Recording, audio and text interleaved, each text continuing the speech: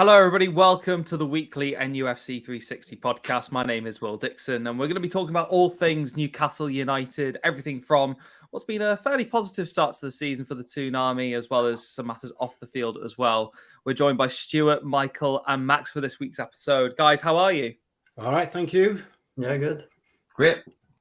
Awesome stuff. Well, let's get straight into it. Waste no time.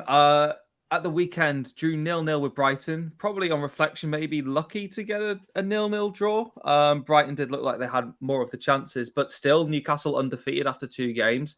No goals conceded either, and an amazing performance by Nick Pope. Stuart, we'll start with you. What are your thoughts on the game? Are you pleased that we get a fairly positive result out of it, or are you disappointed that we were seemingly outplayed by Brighton? In my view, anyway. A bit of both, well, to be honest with you. It's that typical got away with one per performance, good result. The initially going in, Brighton were fantastic against Man United. That result looks slightly worse because of what Brentford did to them at the weekend, but still they were very good, and obviously they were also very good against us. They controlled the game, so that was a disappointment. I think it just showed not necessarily how far we've to go, but sort of where we should be aiming towards in the short term. Brighton are a team that have lost 2 or 3 of their first team players, Basuma and players like that, and yet we're able to slot in seamlessly these replacements and really outplay us, which is frustrating. The good thing from our point of view is that we held relatively firm, a few very near misses. Trippier clearing off the line springs to mind, and a few very good saves from Nick Pope. We got away with one, and when we took that point away, and I think we have to work and build on that. So it's a bit of both for me. I'd like to see us eventually go to Brighton maybe a year or 2 from now and dominate the play and take home all 3 points. But at the moment, I think I was very relieved and very happy with the point. Yeah, Michael, it was Nick Pope seeing the headlines both on Twitter before the game and afterwards as well. Are you pleased to see him? It was kind of a question of whether he would come in and start ahead of Dubravka, and he started both games. He's kept 2 clean sheets, and that Brighton performance has really set him out and set his stall out. Do you see him being the number 1 going forward now? Yeah, I do. Yeah, I think everyone was kind of a bit unsure about what would happen to Dubravka and how you sell our club in general to come. When you're England, not number 1, but certainly number 2, some would argue, then that's quite a hard sell. I know Burnley had gone down, so that makes it a lot easier, and still playing the Premiership. So, yeah, it's a tough one. And I think, like everything else that Eddie's done with the players, he must have a really good rapport with people when he meets them, because he just seems to be able to sort of like get everyone in on his plan. And, Dubravka is our number 1. It's taken a lot to depose him in the past. So for Pope to come in and do that, unless there's something going on with Dubravka and, he's on his way out, of course, is yet to be seen. But, yeah, it's really good to have 2 really good goalkeepers. Like Stuart said, Trippier did help him out a couple of times. But, and when you consider his first game against Forest, he had nothing to do at all. Literally, those pictures of him sat in goal that someone made that were really good, because it was literally like that. So he had to be on his toes, really, on a really hard day, and he had a lot to do as well. So, yeah, he certainly did keep us in on it. So, yeah. Yeah. Max, we've been on the end of a few drummings off Brighton since we've both been promoted to the Premier League, and I think a lot of people, especially Newcastle fans, have seen Brighton going one way and Newcastle kind of stagnating in another. Are you pleased by what you've seen and the progress we've seen, and maybe the more fight that we're seeing from the team to be able to stay in these kind of games? Because I think maybe on another day we could have lost that easily 3-0. Yeah, absolutely. They seem to have been a bit of a bogey team for us in the past, especially during the Premier League games. To not lose against them is positive, of course. To also keep in it to get a draw is a strong character performance, because often before we lose the game by 2-0 maybe or something, and we come away with nothing. And coming away with a point, even though it was not a good performance from everyone except maybe the defense and goalkeeper, it's still good, because we're still unbeaten, as you guys said, and we haven't conceded yet.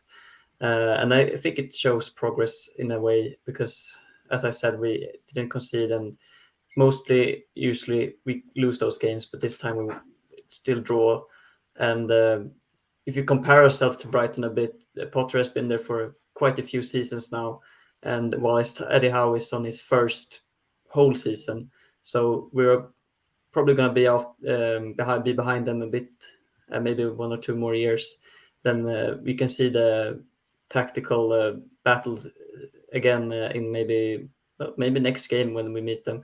See if it's a bit more even, because they kind of what's the word? They run us over a bit in all areas. Mm-hmm.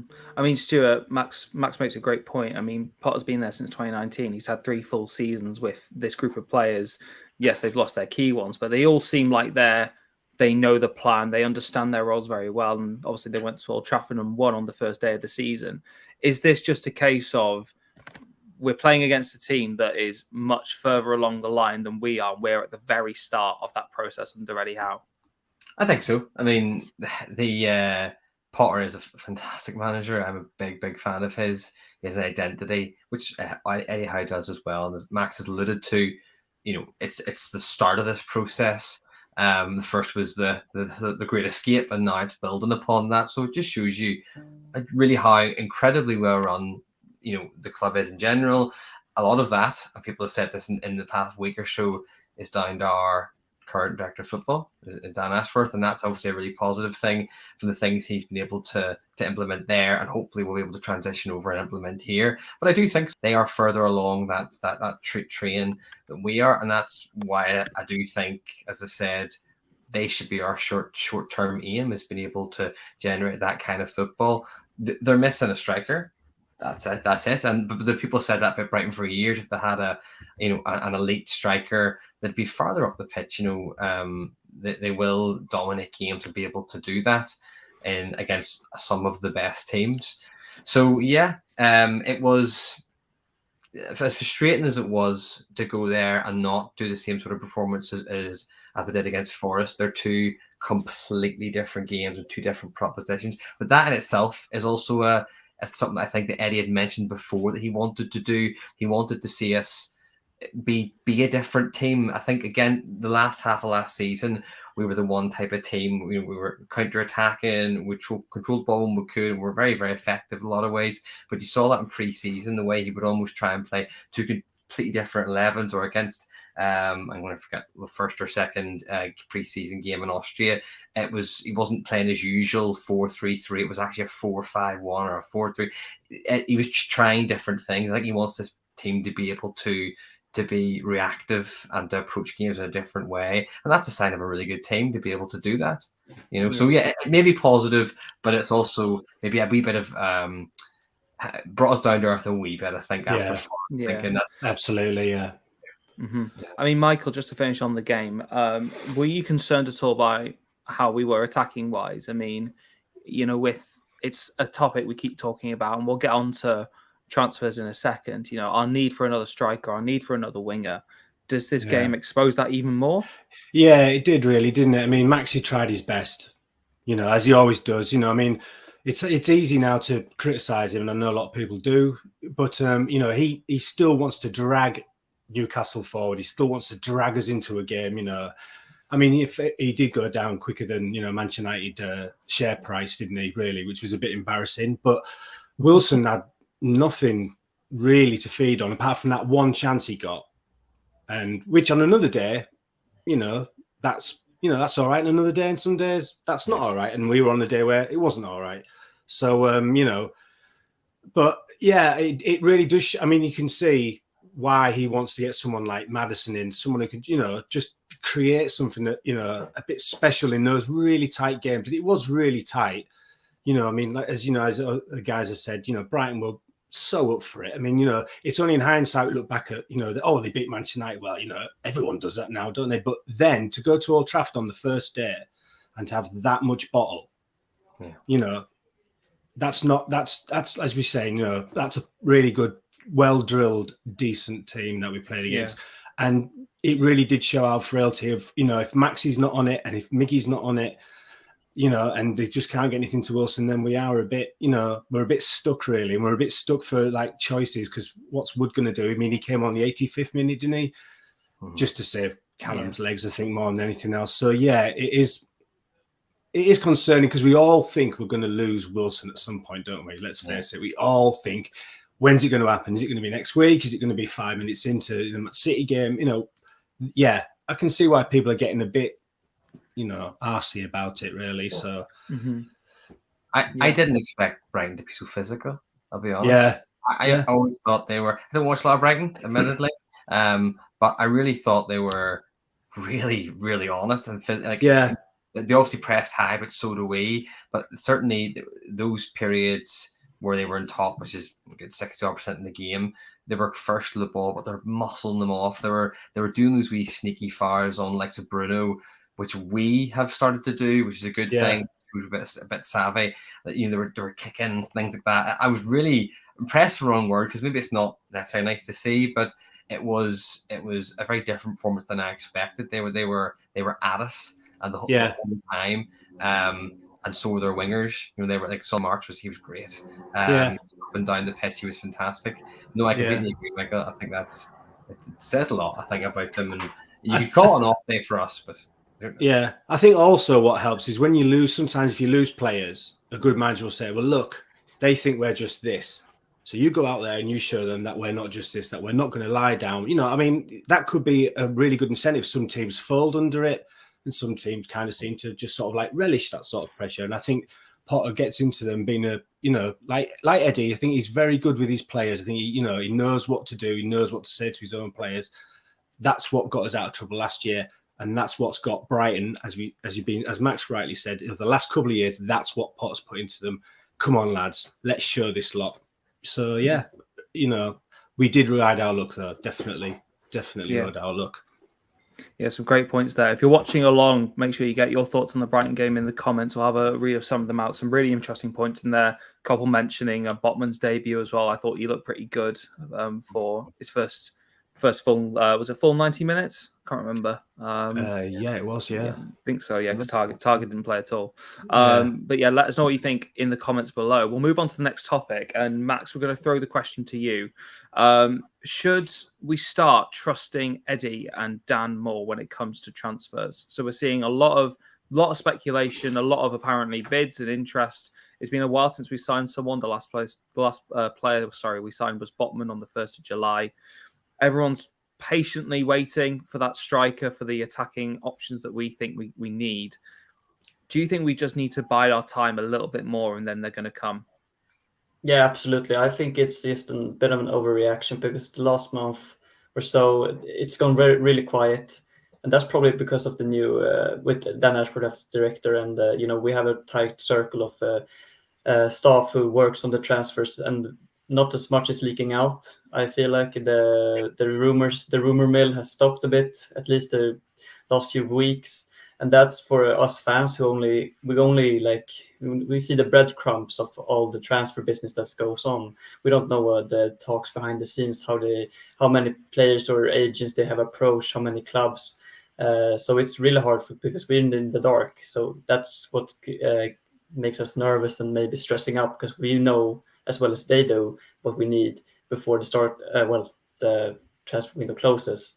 But they also know how they are at, where they're at and what we need. And they know they are bidding for players that maybe we don't know. And I fully trust them to find the right player, both like on the pitch for the team and also off the pitch, because there's been talking a lot of players with the right mentality. They need to fit in with the group and not only with the star quality name or because otherwise we should bid from Aubameyang or Depay from Barcelona, but those are not the players we're linked with right now. So I'm trusting them completely because also we look at Brighton yesterday. Oh no, at Sunday. Saturday, and they lost, like we said, Bissouma, Marco Correa, good players, and we faced them, and they're equally as good as, or maybe better, because they have new players. The Japanese lad who came on seemed great. The Caicedo in the midfield seemed great. And that's all because of how Brighton are structured, and we have the guy who structured that club. So I completely trust them. It's also our job as fans, I think, is to panic, because we need to do that. We do like see panic, but then the club like assures us with something good in the end. And I complete trust for them. Yeah, I mean, Stuart, for me, when I look at the top clubs, they don't necessarily all the time, unless they're like in desperation, get anyone in. Like, who's available, right? That's a player, that's a striker that's available. We'll get him in. They consistently wait. They're very patient. We see it with Liverpool. We see it with City, and they wait for the right player. Is this the approach you think we're seeing here? And is this the right one we should be taking right now with the squad we have? I mean, yeah, it's undoubtedly the approach they're taking. They've certainly have a short list, and that maybe they've gone through some of the top names in the short list that maybe haven't worked out. Ekitike probably is the main one that worked out, and we all know that happened. Botman was on there. We obviously got him. They're working their way down the list. That's the best way of doing it. We know there's a transfer committee of some types or some form, which they're obviously doing. So yeah, they are doing that. Whether that's the right thing, I do think it is. I think it's slow and steady. You're right. The top teams, they will not buy for the sake of it generally. So you get the odd team that will. It just will take time. Our fan base, they are patient, but they have been patient for 16 years, possibly longer, during Ashley, and they're all in need of some football therapy, for want of better.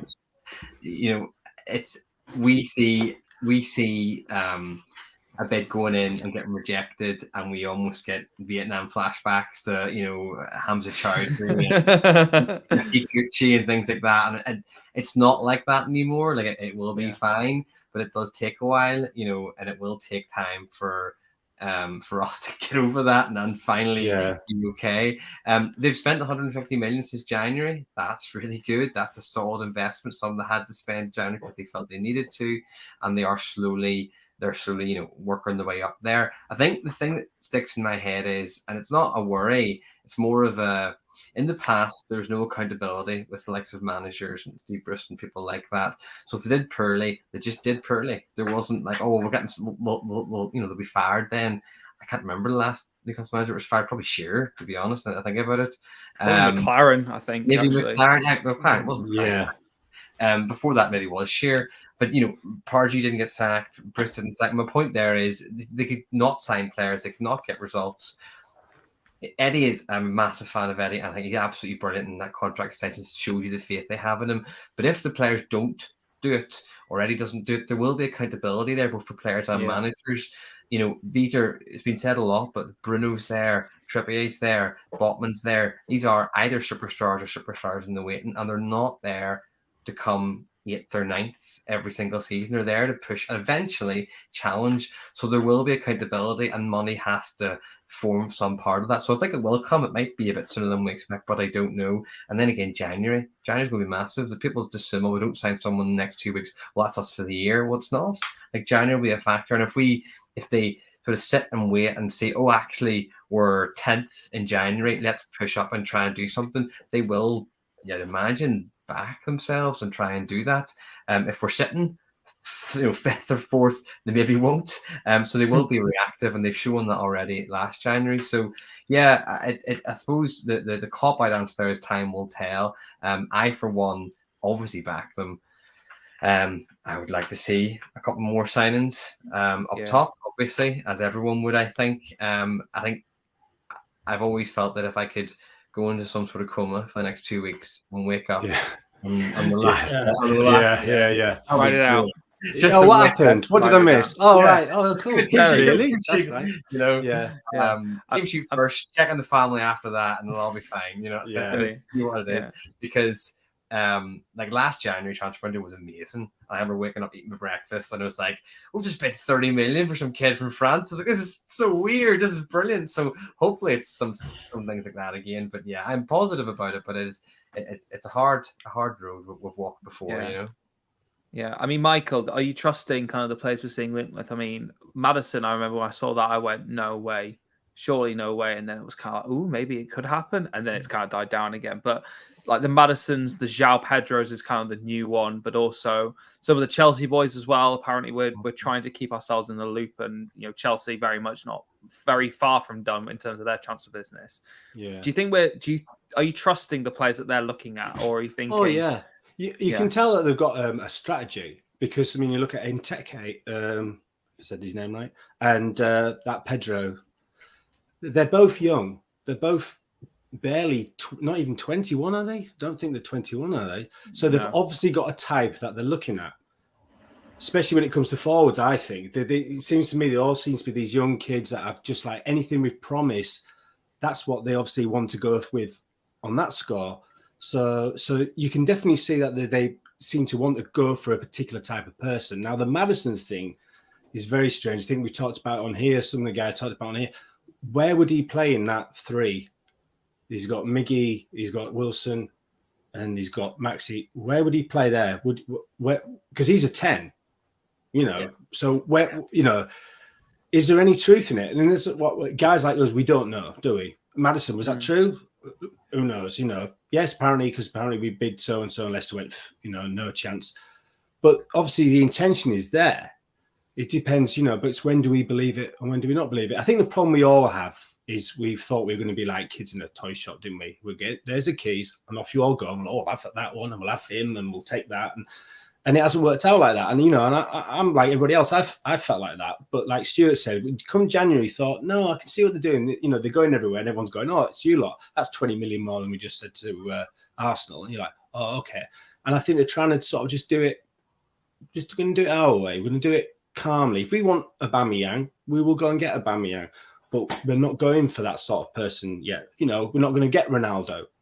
We're not interested in that. We don't want, everyone thought we were going to get all the players that can shift shirts, and obviously they don't want to do that. They want to build something, and it's going to take time. I mean, one of the owners did say, patience is a virtue. So, and he knows, and we don't. So just everyone. Yeah. But I can still see why people, like Stuart said, we're all like, what, that's just going to go wrong. Oh, that'll go wrong. And we do that with the results as well. So, yeah, you got to have faith. I mean, what's Ashworth been there 4 weeks? I mean, it's just, come on, give the lad time. He's probably not even unpacked yet. So yeah, in Eddie we trust. Simple as that. We've got to. So he didn't get us out of that crap we were in last season by luck. The guy knows what he's doing, and the guy knows what he wants. So we just got to be patient. And, if they come, they come. And if they don't, well, the club will have to deal with it in January, which is going to be really tough, actually, considering the World Cup. God knows what people are going to come back like after that. I mean, the World Cup is just going to throw everything in the air. It's not going to be a normal January at all. So who knows what that's going to bring as well. So maybe they are waiting for the chaos that could be, and that could come in January. Who knows? So, but we just need to be patient. Simple as that. Yeah. I mean, Max, do you buy what's been said about financial fair play? I mean, it seems to be something that's been repeated a few times now, is that, Eddie's come out and said it, everybody thinks we are Moneybags FC, but that's completely not the case. Do you buy that, or do you think it's just a way for the club to try and get everybody to go, listen, we're not going to be stupid here. We're only going to bid what we want to pay for these guys? Yeah, I believe it, because, I tried to read into it with the financial fair play, but there was too many financial terms for me to understand. I kind of got lost halfway through it. Yeah, I think it was the Swiss Rambles one. It's very good, but it's a lot that of was jargon. very good. Yeah, that a lot was of very jargon good. though. I was sitting there like, oh god, like I don't have the math skills to figure that out. Yeah. Right now, I'm lost because my English is too limited to understand all the words as well. So, but from what then I thought about it as well for myself, and I started to think, because it's not only like sponsorships and stuff like that. It's also player sales, and I started to think, which was the last player we sold for a good amount of money? Yeah, and the only one I remember is Jose Perez. In the last, when it was 2019, so the last 2-3 years, and that's not good enough, because if we want, it's hard to do, but we need to buy players, and then we probably need to sell some of them off to reinvest in the squad, and that's going to be hard to do, because we all love our players, but we need to do it at some time. Maybe we need to sell Bruno in the future, God forbid, but that might happen, and we need to reinvest that money to spread out. So that's the only thing. But I believe it too, that we are restricted by it, because mainly because of our bad sponsorship deals we have had for the last years. Yeah. No, lots of great comments on this one as well. I mean, see John here, would any of you want to say anything about like Brozier or Hudson-Odoi, some of the guys from Chelsea, Pulisic as well, being someone that's linked? Yeah. Are they like loan deals you'd be interested in? Definitely Pulisic, I would. Yeah, Captain America. Yeah, you see, I think the problem with that is that the De Jong thing is a bit of a bottleneck. He seems to be the one that Chelsea want, and Manchester United want. And if he's going to go, and that's all really complicated, isn't it? About all his money that he's owed. But I think if that went and he went to Chelsea, then all of a sudden I think that would let those players, go a bit more. And they're talking about Anthony Gordon, aren't they? Now Chelsea, Aubameyang as well. Aubameyang. So it is all going to I think it's all just waiting to just happen. But yeah, Pulisic definitely. Hudson-Odoi, Bayern wanted him, didn't they, last year? And he decided to stay with Chelsea. So yeah, definitely on loan. I mean, they're saying about Gallagher as well, definitely on loan. Yeah. I mean, that's the market we should go in. Because like Max said, we really don't have many money coming in from, we'll just sell so-and-so and then we'll get, who are we going to sell? Maxi, everyone's talking about for 40 million. Yeah, I mean, I can't think of the last time we spent, a big player went somewhere and we all went, oh no, don't go, So yeah, I think that's the bottleneck. Yeah, I mean, I completely agree, Michael. But that's a really good point, actually, you've made about the players and I suppose what we have, and it sort of comes into what Eddie can do with those players. Because look at what he did with Kraft and Jolinton and players like that. He turns average players into very, very good players because he's a really good coach. So almost regardless of who we're linked with, I'm kind of up for it. Like, I don't know a whole lot about Brozier. Know a lot more about Pulisic, who is fantastic. But anyone like that comes in will get improved by Eddie and will come in to change the team. The Madison thing's interesting to me, and I was discussed a couple of weeks ago on the pod about where he plays, and I think it was also said about him being number 10. I think he is a number 10, but he can play on the right wing. To sort of move back slightly to the Brighton game, one area I found that we were really lacking was any link up between Callum Wilson and midfield, which were number 10 would play. Now, we don't play number 10 in Eddie's preferred formation, which is fine. But to have that option would be really useful because he was completely isolated. And actually, in the first half against Forest, he's kind of isolated as well. And it's a wee small thing I'm starting to see. They were really good at Forest. They were hitting, they were shooting in, but there was at times, he can there can be that big gap, and number 10 fills that role. Technically, that's what Maxi is, but obviously he plays a slightly different style now, and he runs with the ball a bit more. So yeah, I could see someone like Madison. I don't think about Madison. I think 80 million is absolutely crazy money. There's no way the club will pay that. It's just not going to happen. No. It's FFP, as Max has already said, and Will's already alluded to. They'll just not do it. They need as some of the comments said as well, they need different commercial things in first before they can start spending that money. And once they get that in, I think they will be a bit more sort of, generous with their money and things like that. But at the moment, I don't think they will. I'd be delighted with Odoi. I think it's class. I think delighted with a loan player and a permanent signing.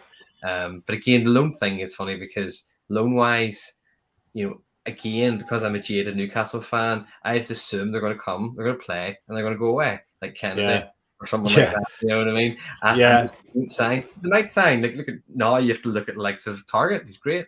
Who missed massive at the weekend, in my opinion. He came, he loved it, he was great, so we signed him up for a cut price deal. So yeah, we'll definitely see. Can I add something on the number 10 position?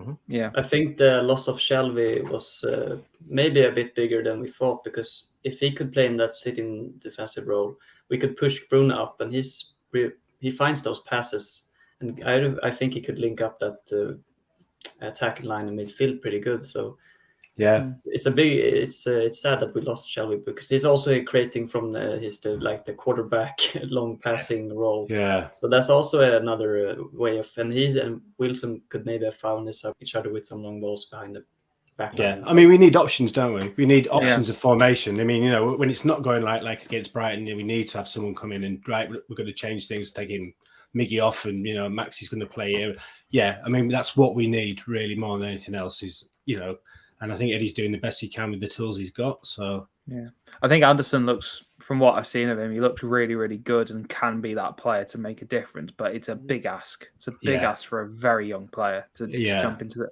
having only played League Two football. Jump. There's a jump and a half. But yeah, I think also, you know, it's kind of forgotten in terms of the thing of trusting Eddie and Dan.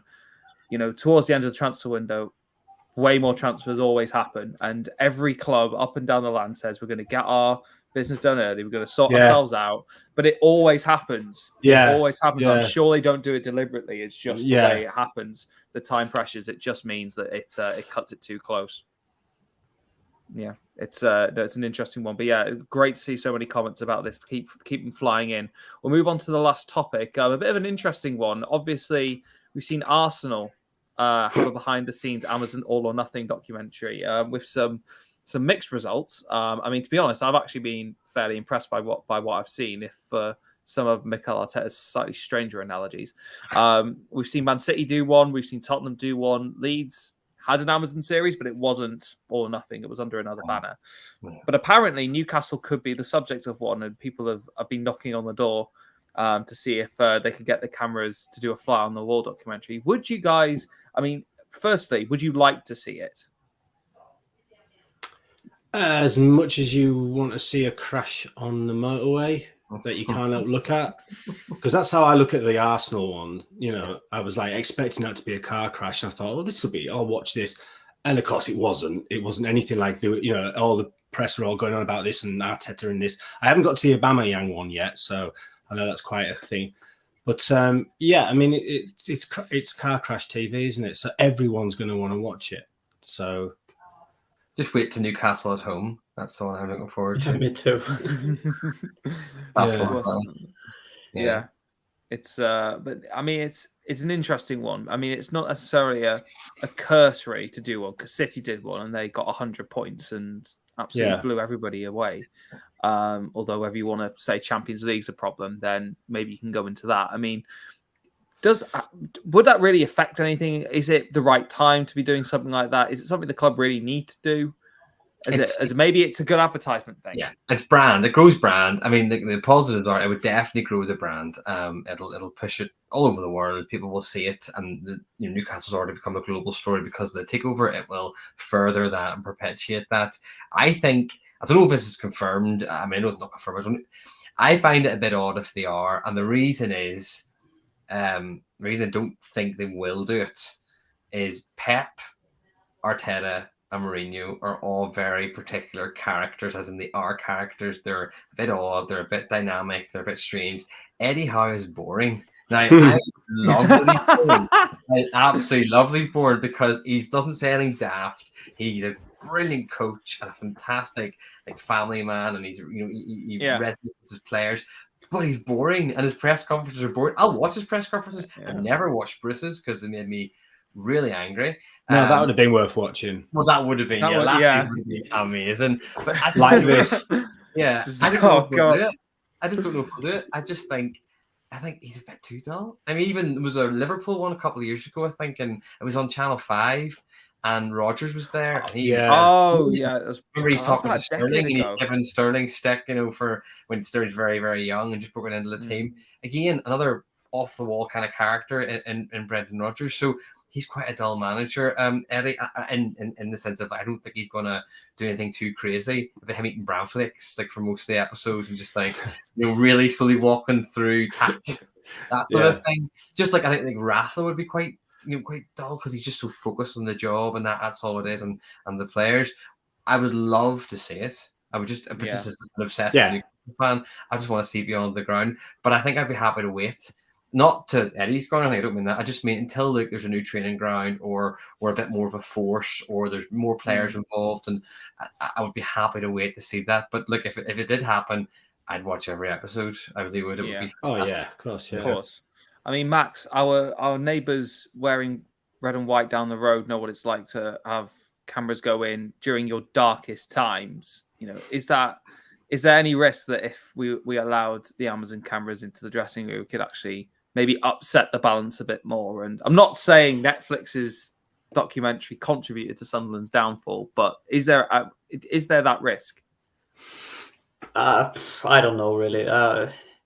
It's for me. It's more like I want to see the players when they're not on the pitch, because I enjoy the videos the club puts out sometimes, like behind the scenes, and they caught the players off the cuff and for an interview or something, a quick question, or when we saw Ryan Fraser and Dan Byrne do those games for Sky Sports.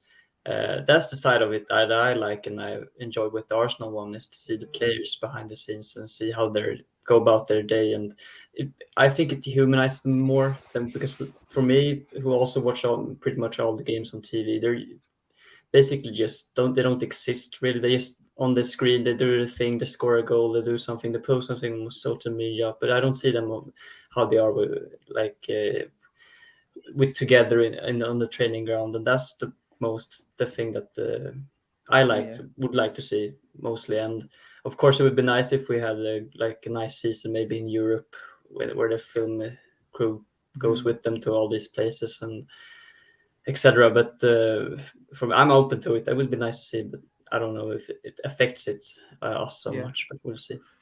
Yeah, I mean, Michael, do you think it's something that maybe the ownership especially will want to do?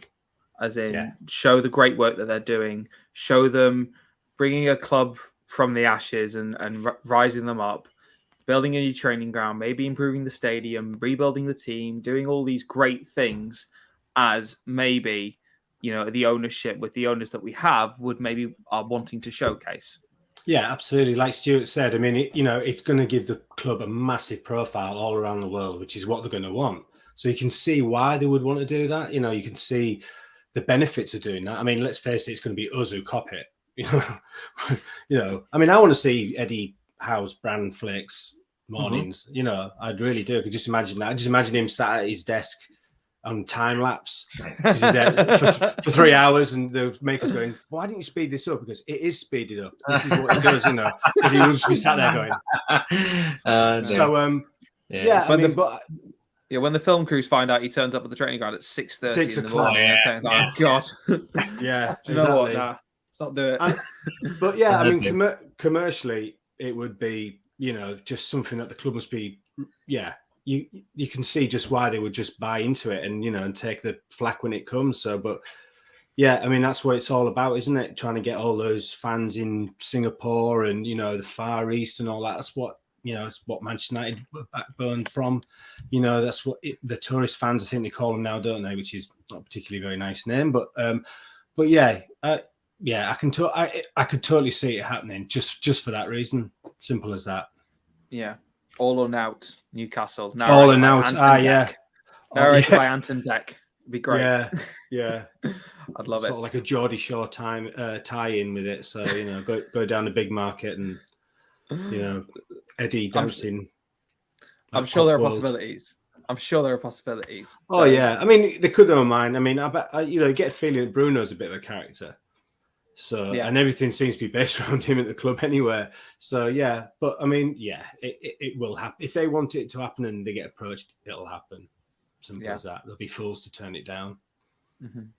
All right. Well, guys, thank you so much for your thoughts and comments on that. It's been a great discussion as always. And thanks so much for all the comments that we've had today. Lots of discussion in there. But yeah, a couple more weeks to go of the transfer window and Man City on the horizon on Sunday. Hope we're all looking forward to that. And absolutely. Surely a positive result. It's the only both teams not conceded, both undefeated. Surely a 0-0 draw is in the offering. Yeah, so it's got to give. I'll take that. We've done it before. We can do it again. Yeah, I agree. All right, well, guys, thank you so much for joining us on the NUFC360 podcast. We'll be back next week as well with all the latest debates and topics and news surrounding Newcastle United. But guys, we'll bid you farewell. Thank you so much for watching, and we'll see you later. Bye-bye. Bye, guys.